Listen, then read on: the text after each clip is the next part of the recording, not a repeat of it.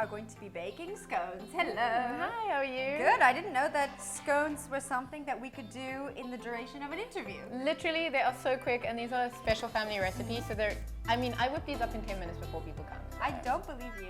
I'm going to show you. Okay. All right. All right. So what do we have to do here? I see we have cake flour and baking powder. It's so simple. We just need cake flour, baking powder, an egg, some milk, some oil. You can sub the oil for butter if you're into that, or ghee if you like. All right. And then we're going to need some extra measuring cups. So if you want so long to measure out 4 of these, which are actually half, we're going to put 2 cups of flour into here. Okay. And I'll do the baking powder. Cup. It's a half a cup.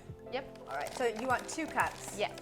Okay. This is very exciting. I never thought I would ever be baking with someone as renowned in baking as you are. Amateur baker. I always have to remind people of this. They're like, it's so crazy. We didn't understand, you know, what a diverse baker you were. And I said diverse, but amateur. I'm a professional eater, but very much a playful experimental baker. Do I just put this in here? Yeah.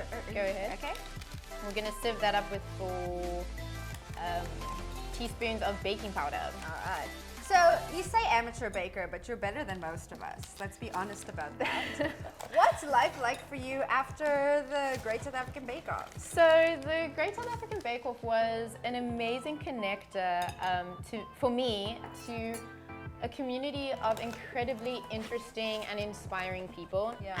And I mean directly to the contestants of the show. We're still close. We have a WhatsApp group. We send each other pictures over the weekend. And Really? Yeah. That's super sweet. Yeah. And we're all getting into our own little, you know, paths and how baking still fits into our lives. Yeah. But then beyond that, I couldn't expect what an amazing positive response I had from people who would DM me on Instagram and send me things on Facebook and say, we loved your baking on the Bake Off. Could you send us like your cheesecake recipe or your favorite chocolate chip cookie? It's the only thing I know how to bake. And just this amazing, encouraging dialogue with people like all around South Africa who just sees like Bayes baking in the kitchen, which I'm so into. Yeah. Are there any recipes that you want to keep secret? I'm not one for secrets. I think that secrets are overrated. The moment you share things, they get better. Yeah. There's so many times when I would ask for advice. Actually, and this is something people are quite surprised about. On the Bake Off, they thought, oh, is everyone really competitive? And they kind of like secretly want your bake to mess up. But the truth is, everyone is super just into the love of baking. And it's that simple. Like we would help each other. I got so many tips from like Sean on macarons and yeah, it was incredibly encouraging and nurturing space to be in. That's really amazing. Now, you were telling me before we started this interview, sorry, I'll move my tea out of the way, that you want to keep baking as your hobby. You don't ever want it to be your profession. I think that for me right now, I have such a full-time, I'm throwing myself fully into my career, which is as a visual artist and painter. And I have such a special relationship with baking right now, which is removed from the pressure of creating something, firstly, that needs to create an income and needs to be connected to the world in a way, and baking for me is almost, it sounds so cheesy saying this, but it's like it's a spiritual connection for me. When I find myself alone here on a Friday afternoon and I have a couple hours to whip something together, and it's a non-judgmental space for me. I just want everyone to get messy in the kitchen. So in here we have a 1/4 cup of oil. And, okay, so you'd actually put that into here next time. Oh, sorry. Well, this just proves how fluffy these are going to be. I'm a really amateur baker. No worries. So other than that, a 1/4 cup of oil into an egg, and then just fill the rest up with a bit of milk. We're going to go about there-ish. Okay.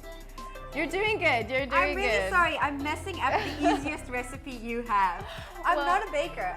Well, if it wasn't able to be messed up a bit, it wouldn't be the easiest recipe I have. So this is what we're just going to do quickly here. One thing I also love to do at this point with scone dough is add in like broken up chocolate chips. Do you have those? I have some that we can, they're right in that cupboard if you want to. I think so much of our lives are very virtual and online, and so I'm just going to get the dough to come together with my hands. I feel really bad for cracking that egg. I mean, look, it's all come together perfectly. You did a good job.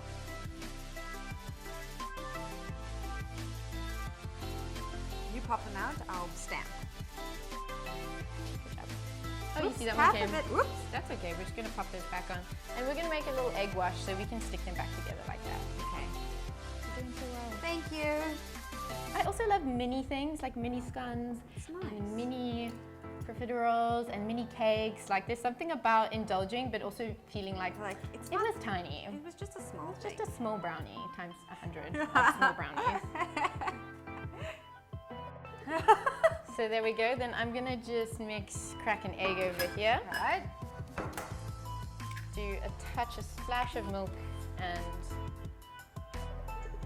perfect. And then how long does this bake for now? They bake so quickly. They're about 12 minutes. So I like, yeah, you can take brown sugar. There's even that really fun rainbow sugar, which I also really love. Yeah.